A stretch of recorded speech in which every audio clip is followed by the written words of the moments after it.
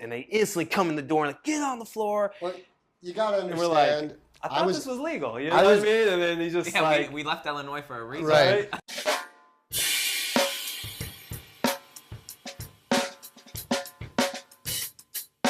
Despite the fact that marijuana has been prohibited for decades, cannabis cultivators and enthusiasts have created a robust culture around the plant that often permeates American popular culture.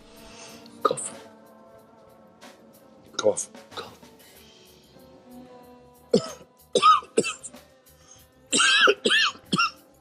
Taste it. Strawberries. This is strawberry cough. Strawberry cough is one of the most celebrated marijuana strains in the U.S. today. The strain has won multiple awards, including Best Flower in the United States at the 2013 High Times Cannabis Cup. And it's also listed on the top 40 strongest strains of all time. Ah, hello there, girls. Kyle Kushman, a master grower and the former cultivation editor for High Times magazine, is the man who brought strawberry cough to the masses. An easy way to determine if you have the true Kyle Kushman strawberry cough is simply rubbing the stem a little bit and then giving it a little smell, and it should smell pretty notably like strawberries. And if you're looking for the best quality strawberry cough, your best bet is to go to the source, the Buds and Roses Collective, where Kushman has teamed up with Aaron Justis and Tyler Wadleigh to bring high-quality cannabis to medical marijuana enthusiasts in Los Angeles. The strawberry cough story began back in the year 2000, when Kushman met a young novice grower in Connecticut. And he says, will you come look at my garden? I said, sure. So he takes me down the stairs from his kitchen down into his basement, and I witnessed now one of the weakest, saddest looking personal gardens I'd ever seen in my life. And he's like, yeah, I do this and I do this. And I'm like, yeah. So I'm like leaving and I'm on my way up the stairs, and he says, hey, Kyle, why don't you take this with you? And I turn around and it's a little Dixie cup, the tiniest little clone. He says, well, here's a strawberry cough clone. I want you to take this. And I really took it just to be polite. Put it in a brown paper lunch bag, put it on the floorboard of my car, drove home 3 hours to New York City, to Brooklyn, brought it in the house, put it on my kitchen table, and I took it out. I was going to throw it away. I took it out. I'm like, no way. The bag smelled like a fresh pint of strawberries. And within 2 years, because it was a strain that was given to me, we freely shared it. It became the #1 selling strain in the New York delivery service area. A few years later, Kushman decided to move to California so he could grow pot legally. I loaded up a Buick Park Avenue Ultra with a trunk full of clones and gave them out in cities all along the drive, and became Johnny Hempseed of the strawberry cough clone. Nice.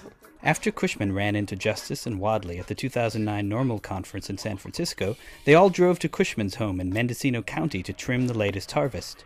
It was similar to the experience of going to Amsterdam the first time. it was so... I was so stoned. Like, I was just like sinking in and just about to go to sleep. And he's like, I'm gonna roll the strawberry cough up real quick. Rolled a big fat joint of strawberry cough. As soon as we started smoking it, all of a sudden, I'm like, eyes are starting to open. I'm up, I'm walking around, I'm like doing this, I'm telling stories, I'm so excited. I'm like, it just totally just took me out of that whole couch lock mood, you know? It's going to spread that energy over only 20 tips instead of 100. So it's going to grow that much faster. Basically, at the time, you know, we were looking for our niche in the industry and what exactly we were going to do. And when we connected with Kushman, it was really obvious. Like, you know, this guy is a master cultivator. His product is just beyond anything I've ever seen before. And this should be available to patients across the state. Tyler moved up to Mendo when his wife was pregnant, moved into a house around the corner from me, and we just started gardening every day. And then the cops raided Kushman's home. All of a sudden, like all these just big ranger, like just jacked up police officers come with automatic rifles. After a year-long ordeal, Kushman got off with probation, but the raid ultimately proved to be extremely costly.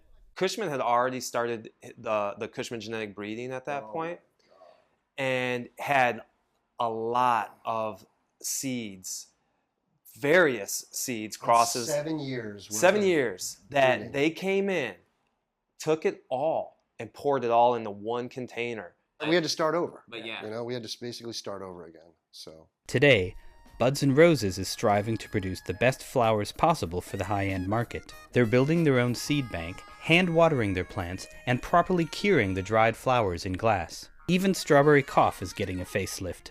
over the past 15 years, the strain has gotten a little bit less vigorous. It has nothing to do with the potency. It's just that the strain itself has gotten weak. So after a lot of years of crossing Strawberry Cough with a lot of things and coming up with things that are just not as good, we finally found something that we think can live up to the Strawberry Cough name. We've crossed it with our Cherry Lopez, and we crossed it back to the Strawberry Cough, and we ended up with a strain we were calling a Super Strawberry Cough. And we call it Super Strawberry Cough because it's kind of like Superman. Many marijuana lovers are concerned that once pot is legalized, big corporations will flood the market with low-quality, cheap pot that will put the artisans out of business. People who have never smoked marijuana are going to have a party in their office, and they're going to go in and go buy a package of wacky tobaccos and bring it in. And they're going to think they're so high. Yeah, that's all going to happen. But like the craft brewers who are currently thriving in a market dominated by big corporations, the guys at Buds and Roses aren't concerned. We have been able to kind of be smaller here, so we've been able to focus on quality over quantity. They're not going to be able to destroy the culture, and the culture is ultimately going to win. That's what I believe.